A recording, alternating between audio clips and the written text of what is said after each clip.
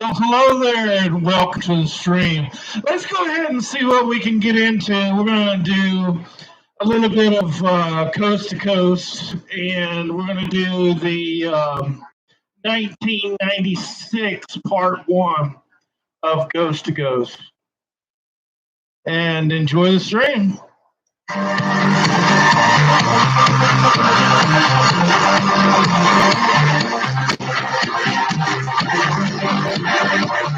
Some high desert, great American Southwest. I bid you all good evening and good morning from the Hawaiian Chief Island chains, eastward over Florida country to the Caribbean and the U.S. Virgin Islands, south into South America, north, and worldwide on the internet. This is Ghost to Ghost AM. This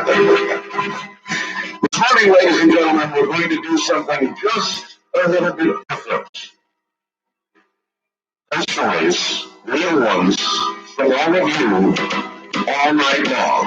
I've been doing this on this program, if I can remember to call it the right name, Ghost to Ghost AM. Been doing this for years and years and years at Halloween. Now, on the West Coast or Hawaii, you're probably saying this is not yet Halloween. Points eastward are well aware it is now Halloween. The bulk of the program, in whatever time zone you reside, save perhaps Hawaii, will be on Halloween.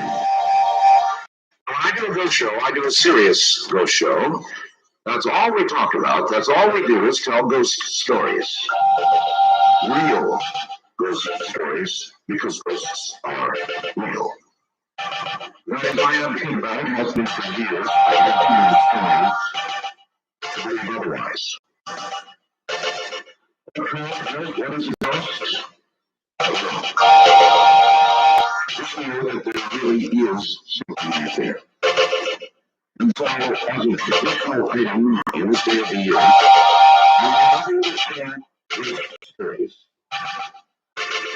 And this is you, you can guess around many experts out there, but I don't do that. We hope it to all of you. And I hope you will practice that. So prepare for it as serious and real stories of ghosts. There is something that creates from the themes or unsuspected or surprising quick death will cause somebody to stay on. It seems as though unrequited love causes somebody to stay on. And then there are literally myths that seem to continue. And tonight, during the night, we will talk about all of those and more. So, Ghost to Ghost coming up tonight. Happy Halloween. All right. Back in 1989, my husband and I moved into an old house built back in the 1880s here in Ashland, Oregon. The house had been a rental for many years prior to moving in. The landlord never mentioned anything strange occurring. Shortly after we moved in, our daughter was born. She was very ill, was hospitalized for a couple of months. When we finally brought her home, she needed oxygen support, plus the assistance of a heart monitor.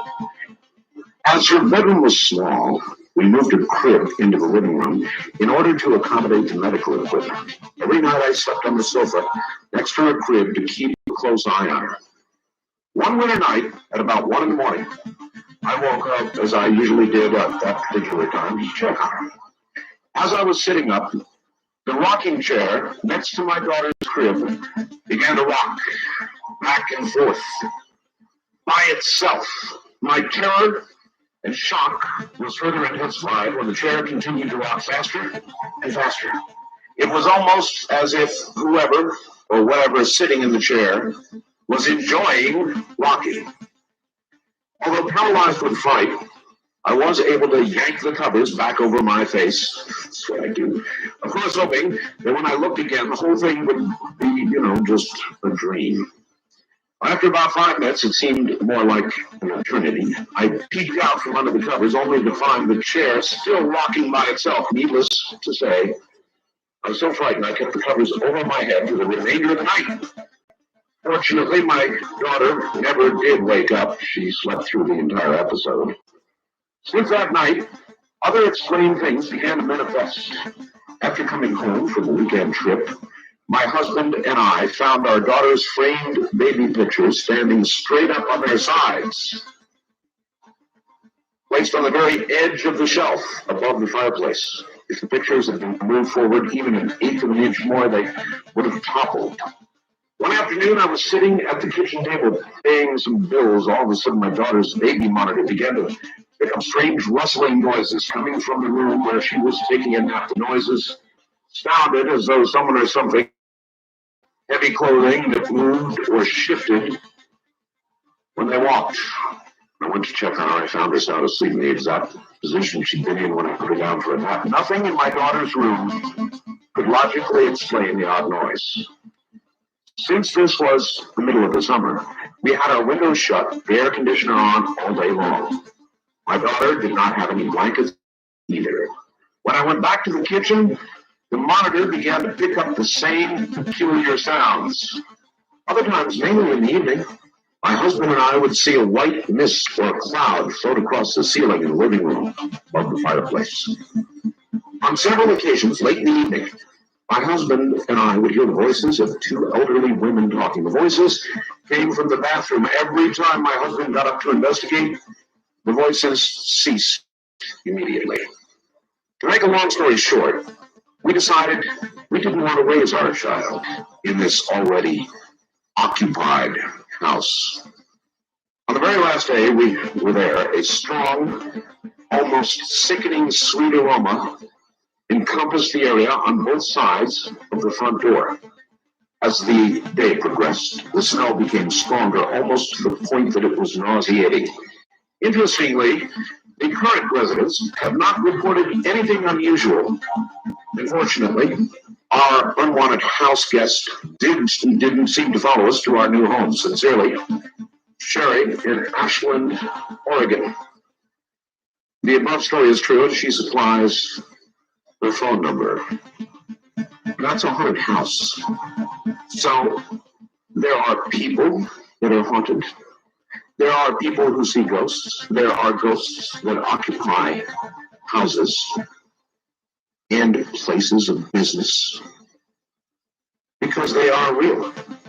I think a lot of people don't want to believe it, but they are real. Here's another one for you, Art. In 1963, I bought a painting in an antique store of an 18th century lady. The painting has hung in my living room ever since, but when events do demand, she takes an active role. That's right, an active role. In 1970, when my youngest daughter was a few months old, we moved into Army quarters at Fort Bragg, just a few doors from Dr. McDonald's, a few days after the murders. At night, I always shut Peggy's door, turned out her light. Every morning, I found the light on, the door back open, the painting askew on the wall, as if she was protecting the baby. Before my father died, my mother went into the living room and looked at Henrietta, as we call her, and came out saying the painting's eyes were so sad she couldn't stay in the same room.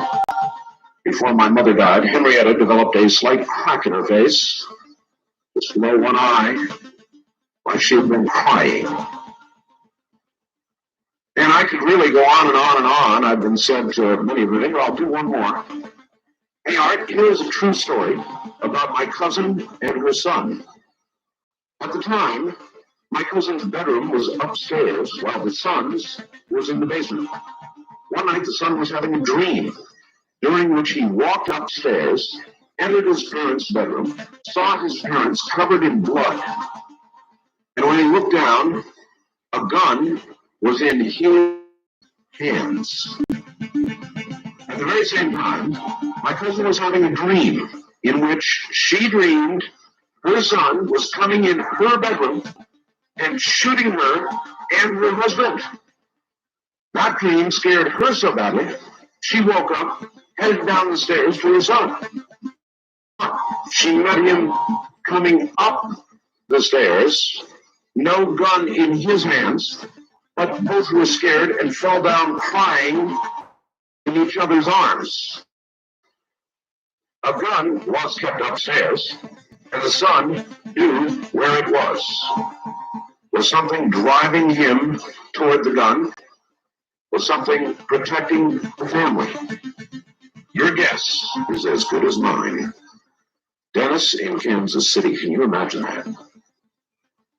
A mother and a son having an identical dream of murder that came that close to consummating. You tell me what that is. So that is the spirit of it, if you will. And if you have a ghost story that you would like to share with the rest of the nation, we would love to hear it. And again, all I ask is that as I approach it, you too approach it in a serious vein, because this is a very serious subject. And this is the annual show we call Ghost to Ghost. So if you have a ghost story for us, pick your line and come ahead now. Here we go. Let's see what we can find throughout the night hours, the dark hours. East of the Rockies, you're on Ghost to Ghost AM. Hello there. Walk Red Line, you're on the air, Ghost to Ghost AM. Hi, Art. David in Bakersfield. Hi, David. Sorry, 1984 and around 84. I went down to Long Beach to visit my friend who's a U.S. in Med. And while I was down there, she took me on a tour of the Queen Mary. Oh, yes. And I had never been to the Queen Mary and just had, seen it in movies and stuff, never heard anything about it before at all. So we go on the tour, and when I go into museums or things like that, I always go where you're not supposed to go. So I got her and I said, let's go over the little rope railing, and we went down. And down at the bottom of the boat is a swimming pool, but it was empty. And you go down the stairs, and we were down there, and Brenda's the type of girl that she's a doctor now, and she is very conscientious and never believed in God, never believed in anything you couldn't see. And I had always been the kind of the psychic lady, and I didn't feel a thing. And we walked down to the pool, and she stopped and she said, I feel strange. I feel something weird. And that was very strange for her to even think that, let alone say it. That's something that I would say. Right? So we go down, and we're just walking around the pool, and we look up, and there's a catwalk up there, a balcony. And there's a man in coveralls, blue coveralls, with red hair and a red beard, and he's just walking there. And I thought, oh, now we're in trouble, because we're not supposed to be on there. So I kind of just waved and said hi, and he just kept staring straight and just was walking. I thought, well, okay, great, maybe he didn't see it. So I grabbed her, and we hid around the house there. And I peeked right around the corner. He was in the middle of the catwalk, so I mean, swung, and I peeked right back around the guy. Was totally gone. About a year later, I'm watching some special on TV about the Queen Mary, and they had some actor portraying this certain spirit, and it was the exact same guy that they had described as she was crushed to death or something. Yes. And I called her up and I said, turn on the TV. The guy who disappeared on it, There he is. All right, thank you very much for that. Well, exactly. So he proves my point. You see, people, souls, maybe you want to call them souls, who are abruptly terminated when even they don't expect it, don't seem able to find their way to where they ought to be going. Instead, they remain, or seem to remain, acting out as if from the damned, with surprising end to their life, like a big tape loop. I guess all we can hope for them is that it's not really them, that it's some sort of weak echo of an unexpected death. First time caller line, you're on the air. Hi. Hey, Art. Hello. It's Fred from South Pasadena. Yes, Fred. Hey, I have a great ghost story. Let her rip. Scared the heck out of me. When I was about 18, I moved to Ravenna, Ohio. And I moved in with some people who told me, the lady told me she'd been a witch for some time. And Ravenna was where all the real witches from Salem moved to. Okay. And, I mean, it's not every day that somebody admits to you, I'm a witch. yeah. And she told me some things that scared me. She told me a lot of things about things that happened to me when I was a kid. So it was very strange. She's a nice person. She knew about you. Yes, she did. Okay. But she said, a lot of weird things happened there. All the real witches of Salem had moved to Ravenna, Ohio. And, but Why Ravenna, Ohio? She never told me that. But there were weird things that happened there. Like what? Big hives of bees stinging people, and just that was one of the things I read. Yes, I believe you, sir, and I believe in a kind of magic, which witchcraft really is, at least the form you're talking about. Sure. And I believe, thank you, I believe there are curses. I believe it is possible to affect people. One person's mind can indeed affect another in a negative way. We talked about that the other night. Brad Steiger said, absolutely. Absolutely. So there are people who practice and play with that power. It is dark stuff indeed. East of the Rockies, you're on the air. Hi. Yeah, I've got a ghost story for you. All right, that's what we want. Where are you calling from? Janesville, Wisconsin. Wisconsin. All right, go right ahead. Yeah, when I was 15 years of age, I lived over in southwestern Minnesota near Pipestone. Yes, sir. And they've got an Indian reservation, around that area. And a bunch of friends and I were out camping, and we're kind of around by the hole of the lake. And during the night, we started hearing, horses and these war cries. And so then we got up, we were out looking around, and we didn't see anything. And I stopped leaning up against the tree to light up my cigarette, and all of a sudden I hear this right next to my ear. Well, I took off, all of us scared out of our wits. We don't know what's going on. And the next morning we went back, and I went to the same tree, and I pulled an arrowhead right where I heard it hit. Wow. You mean it was the thump of an arrowhead? Yeah. And that's all that was left in the tree was the arrowhead itself, not the... Right. The arrowhead apparently broken off through the ears. And it gets better. Yes? We also were, searching around the area, and we found a couple tomahawk heads. Yes. A bunch more arrowheads. Actual part of an arrow. And we went we traveled to the Sequoia tribe. Yes. And they said there was a battle area, and a lot of the Native Americans were slaughtered there. It was a time flash.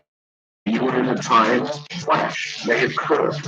Particularly in areas like that. And for a moment, just an instant, you were part of it. Get back out of them. What do you think that means? What do you think that means about death?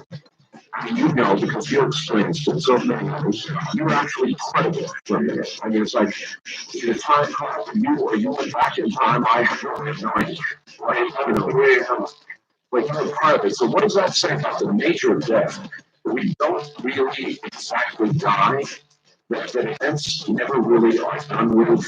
They just keep repeating themselves again and again. Yeah, that's the only thing I can think of would be that also we talked to him also he took a couple of months that we found. Well, it's something to think about. I thank you for the story, my friend. And you're in the spirit, all right. This, high desert, is Halloween. Ghosts to ghosts. Yeah.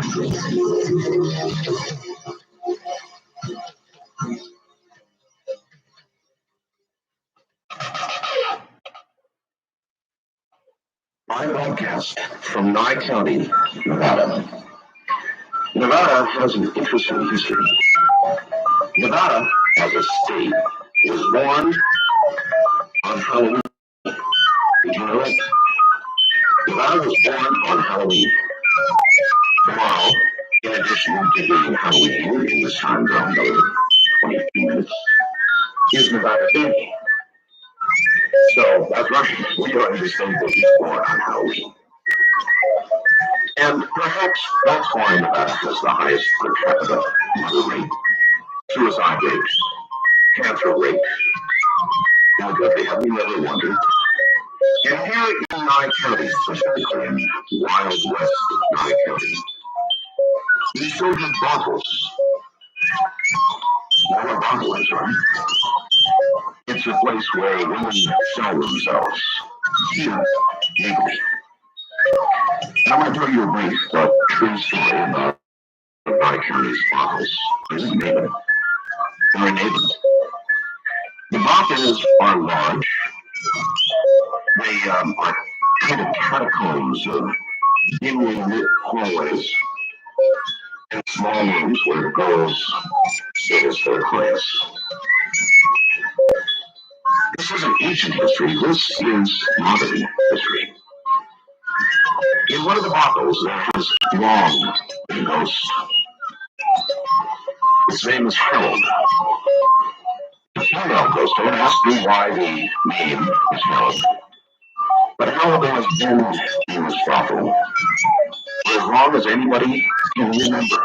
Has been seen by wave after wave and shift after shift of working girls, and there is a long legend that is held to be true.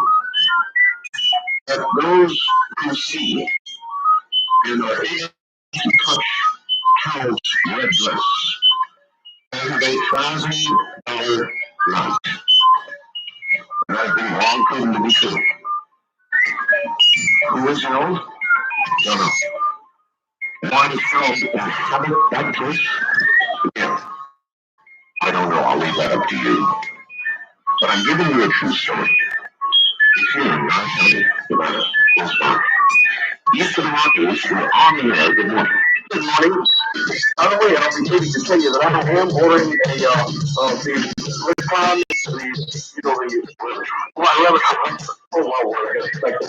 ordering one from my nephew for Christmas. Well, you'll enjoy it. Where are you calling from? One of Roberts, Georgia. All right. You have also have a sample place. Sure. Oh, that's what I'm saying, because this was a story that happened to my father. I called him born in 1898. Outside of a very, very small town of Knoxville, Georgia, and then about 4 miles out of town on a farm. And there was a stretch of road there that runs between Knoxville, Georgia, and over to what is now I-75, 20 miles away, at a little town called Byron. And certain portions of this road were considered to be haunted. And the strange thing about it is, after the road was paved in 1923, yes, sir, all the haunting ceased. That is all right. I understand they road, as long people aren't killed on roads. On corners, particularly dangerous areas, passing zones, all that sort of thing. Yeah, they have a great assortment of stories called almost like somebody wrote them up years ago called. But anyway, this is my father when he was about 10, 11 years old. Was arrived with his father, his younger brother, and a black man who worked on the farm for them, back in town, heading home. As they crossed this, what they call cross up the creek, they saw a head of a woman who was walking in the middle of the road. Now, this was not unusual in the country in about 1910. Sure. And she wore the very typical, very country dress, the long England dress, and she had a bonnet on, and in her arm was a market basket. Very common sight. Well, as they pulled up behind her, my grandfather kind of clutched the needles and stuff and reined them back in so that, you know what I mean, when you got two needles put in the wagon, you have the wagon turn in the middle. Well, sure. Yeah. And so that the wagon turn was like shit out into this swing. And get the woman in the back. And as he pulled the reins back and all four of them were witnessing, woman completely vanished. Completely vanished. Yes. I don't think I had that. I would bet she had been killed on that road. It's very possible. That was at least, I remember, oh my gosh, I even had a boat that came his side on that road. He was mail carrier, or a mail carrier. He pulled up over the top of one of the higher hills, parked his car, shot himself through the head, and he rolled over that one hill. Well, there's a thing about places. I don't know what it is, but there is a thing, sir, about places. I appreciate your call. I appreciate your story. And of particular interest is that it was haunted by hunting until the road was paved. Now, what does that tell us about the nature of hauntings? How could paving stop it? First time caller line, you're on the air. Good morning. Happy Halloween. I just born in Las Vegas. Oh, well, happy Halloween to you. Yes, I have a true life story for you. I haven't seen myself 19 years old. I had a little boy. And I moved back to my parents' house, and they just transitioned into the house in Las Vegas. And I can give you the address and everything. And my mother, after I moved into this house, they told me they had voices, they heard the voice of the little boy. And he was raising my bed saying, "Where's my grandpa?" And one night, my mother was coming downstairs and checked on me and my son. And so a little boy ran across, went down the stairs, left my father, and I came downstairs to take her back, and never returned. Well, about 2 days after this, I returned to my son down from nap, and I just let them do a laundry and folded all the clothes. I went in there to put away the laundry to my room, and I made all the clothes and got home. And so about that was just after that. My little boy also was had a contract at the time. And I said, okay. And I woke up into my bed. And I thought it was my little brother sitting in my bed. And I asked him to go get me a bottle. And I just sat back down with my son. And I just sat back to his house. He was gone? He was gone. And then my son passed away in November. I'm sorry. And I went back home to my parents' house, and I was sleeping in bed, and I woke up, and the little boy was standing there, looking over to where my son usually sat. And then she looked at me and he goes, "What's the baby?" And I said, "I'm sorry, but my baby died today." And he looked at me and goes, "My grandpa died today." And that's the last time I saw him. And years after that, a neighbor of mine, he was a neighbor for taking me ghost. And I was asking her, and the little boy ever did that. And she told me about how a little boy came to the summer with his grandparents. And he was out playing in the road, and he got hit by a car. And we never heard about anything about the house or anything else. But after that, he was very funny, but he never really bothered us. He played like taking out plates. I think he was about 8 years old. And my kids were going to rally for the and stuff like that. And we walked in the house and we close back to the house and things. It was so nice now. Well, I don't know what that tells you, but there certainly are things that remain. I mean, it's not the end of life one way or the other. Things continue. And I'm sure that may comfort you somewhat. In a lot of ways, many of these stories are verification of life after death. I really believe. I believe I've gone to heaven and everything else. And but this little boy, I mean, he was constantly for his grandfather. And, I talked hoping to Sunday, hopefully he'd find his grandfather and he'd find his way over. I understand. I very much appreciate the story. Thank you. Sure. We go on. To where and to what, I don't know. Some may remain. But what you will hear tonight will be a consistent thread, indicating there is obviously something that comes after this life. Wildcard Line, you're on the air. Hello. Hey, how's it going? Hi, this is Tony from Las Vegas. Hi, Tony. 2 Las Vegas calls. Yes. I got a couple of fine kangaroos for you. Let it rip. Okay, well, we'll use this park outside of St. Louis called Rockwood. Yes, sir. And it's an old mining place, not silver joint, And we went out there one night, we're not supposed to. But we do. Just have fun with teenagers. Of course. And we were sitting down, just relaxing, enjoying ourselves, just because it's scary out there, it's around Halloween too. But we looked over and there was nothing, it was dark. Would you, before you go on, would you turn the radio off, please? Okay, yeah, hold on. Can you hold on? Oh, yes. Yes, I'd rather hold on than have the radio going. It's simply too confusing for all concerned to have it going on in the background. So I'll see you can turn it off right away when we get on the air. Yeah, okay. All right, sir. Bye. And the skyline you can see because it was like a blue line. It was very tough everywhere else, though. Sure. Like within the valleys and the tree line and all that, right? It's darker and all that out. And other animals seem to be barking. There's dogs barking out of the background of the hill. They can look a miniature view there at this park. Have like timber woods and whatnot in it. And they were all barking. And the next week, dogs go outside the park limit. We hear them too. They all go wild. All go crazy. I think animals sense. So we were kind of concerned about that. Like, what are they doing? Looking for somebody out here? Sure. What's disturbing them? And then right from the top of the hill, we thought it was maybe one of those, churches or whatever. We assumed that there was something out there making a ruckus near us because the dogs were so close. I mean, very loudly. Yes. It's right from the hill, and we thought it was so, hey, just maybe a park ranger, and it could be anything.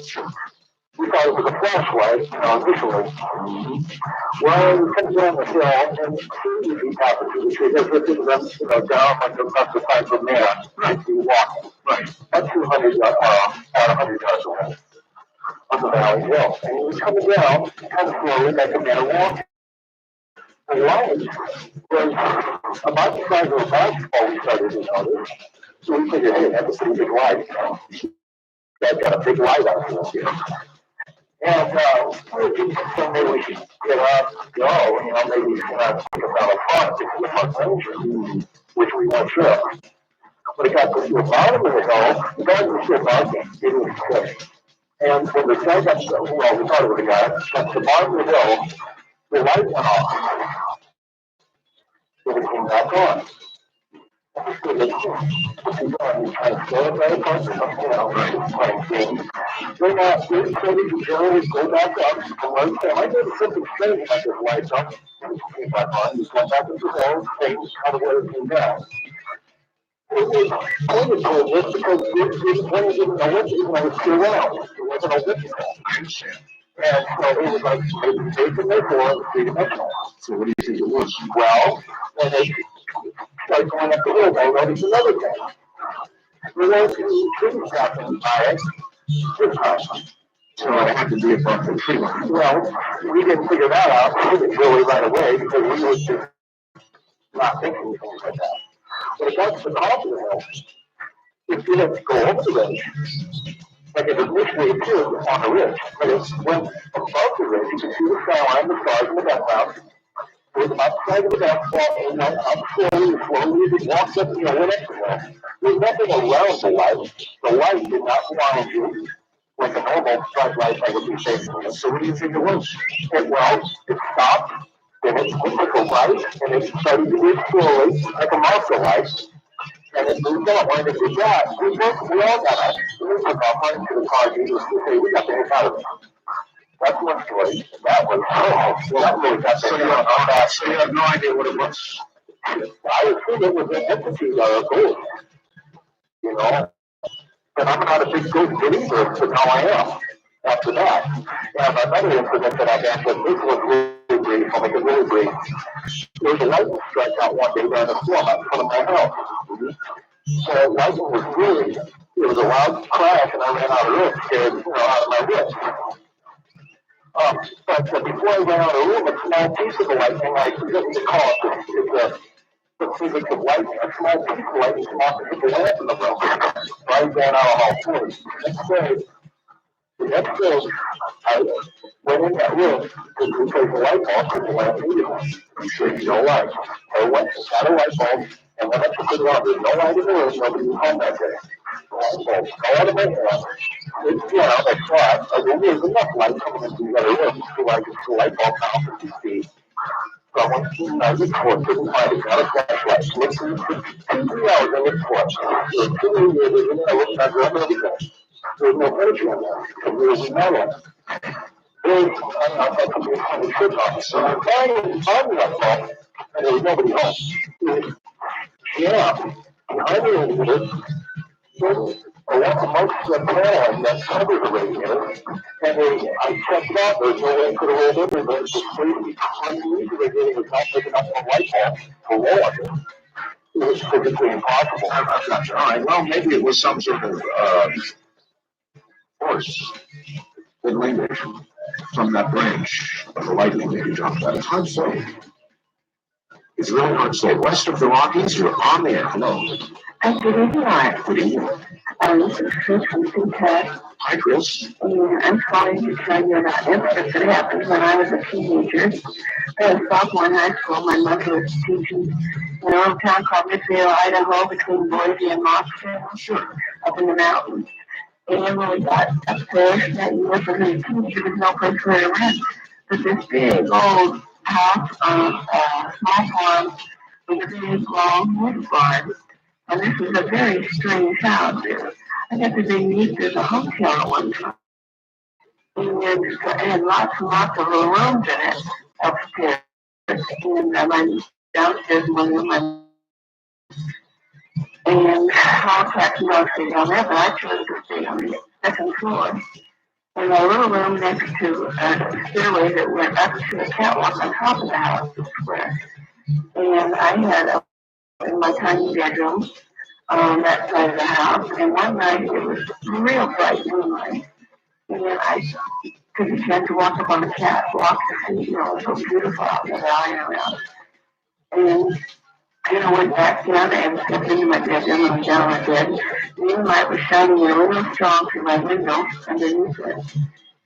And we don't have a lot of time. Okay, there was a boy sitting on the end of my bed. And I thought, I never even had sex over the long boy. But I never thought anything was strange like this at the time. And talking to me, and he said, I said, I slept in this room once. And he said, I was going for the Pony Express. And he said, and I was shot and killed. No, wait a minute. How could a boy be in a room where he shouldn't be in your house and you're not thinking anything strange about it? I didn't at the time, but the more I got to thinking about it later on.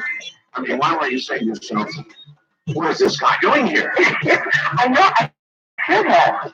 But I felt no uneasiness, no unrest. I was just listening to the first and passionately to him telling his story. And I wanted to be there, and he was shot and killed. Well, that should have tipped you off also. So then he couldn't finish his run. But what really got me, and made my head stand on end, was then I turned around, went to sleep like nobody's in there. And the next day I went down to check my rabbits that were in the horse barn, Right. And I reached up above the stall and I just took over some of my rabbits. And I pulled down a rusted old chestnut. Oh, you're kidding. I'm sorry, dear. Thank you. I guess it may be that you would have to imagine that an entity has a way of putting the person it decides to be in the presence of at ease. There would be no other way to explain that. Otherwise, you should have been utterly startled. I mean, with somebody just appearing in your house when they are not. Really, that is at least a break-in. Is something you would normally be immediately concerned about. But there may be a way that these things put you at ease, so people don't have heart attacks, so that people don't die on the spot of fright. And believe me, it's possible to die of fright. So maybe in making their appearance, these entities have a way of calming you. I suppose one might suggest as a spider might paralyze and calm its victim and sort of store it and keep it for a while, but not with that same intent in mind. Otherwise, you don't have a heart attack and you die of fright. So you simply accept it and listen instead. Interesting. All right, this is Ghost to Ghost. Ghost stories all night long. When we return here in the Western time zone, it's going to officially be Halloween as the stories continue. I'm Art Bell, and this is Ghost to Ghost.